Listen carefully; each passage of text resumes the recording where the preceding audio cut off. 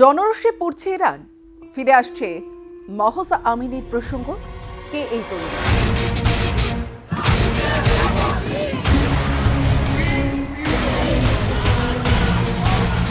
নমস্কার, নিউজ 18 ডিজিটালে স্বাগত। আপনাদের সঙ্গে রয়েছি আমি তমশ্রী। 22 বছরের প্রাণোচ্ছল তরুণী মহসা আমিনি, যার মৃত্যু নাড়িয়ে দিয়েছিল ইরানের মোল্লাতন্ত্রকে।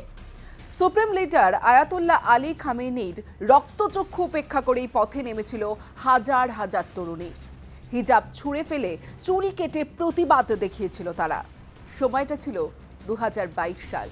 সেই ক্ষোভের আগুন এখনো নেভেনি। ফের জনরোষে পড়ছে ইরান। কি হয়েছিল 2022 সালের 16 সেপ্টেম্বর? কেই মহসা আমিনি?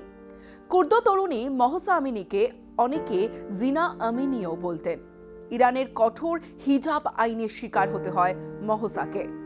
বছরের পর বছর ধরে ইরানে মেয়েদের জন্য জারি রয়েছে নানা বিধিনিষেধ, যা না মানলে নেমে আসবে কঠোর শাস্তির খাঁড়া। যে শাস্তি পেতে হয়েছিল এই তরুণীকে। ঠিকমতো হিজাব না পরাই নাকি ছিল তার অপরাধ, আর তার জেরেই নীতি পুলিশের মারে মৃত্যু হয়েছিল মহসার। বছর চারেক আগের সেই মর্মান্তিক ঘটনায় ইরানের আরেক অমানবিক রূপ দেখেছিল বিশ্ব।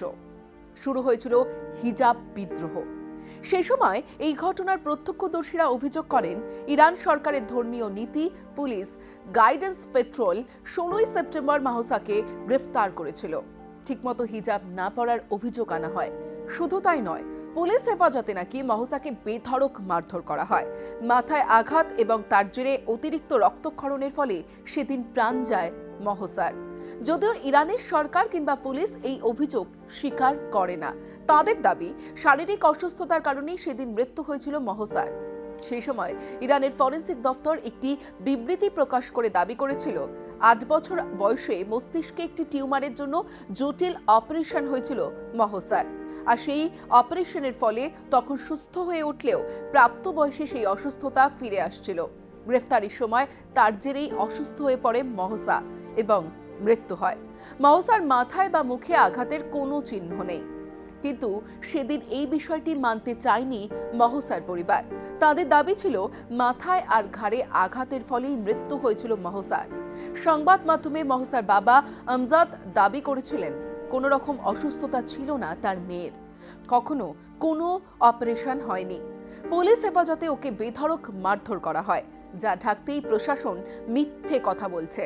মহসার স্কুলের 2 সহপাঠীও একই কথা বলেছিলেন।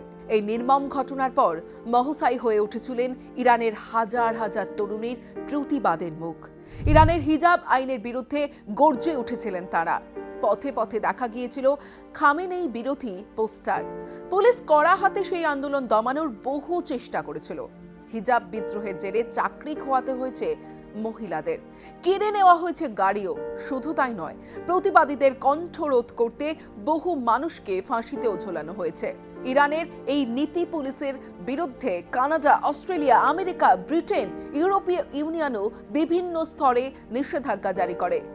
আজ যখন ফের জনরোষে পড়ছে ইরান, তখন ফের উঠে আসছে মহসার প্রসঙ্গ, যে প্রতিবাদের সাহস জুগিয়েছে ইরানের হাজার হাজার মানুষকে।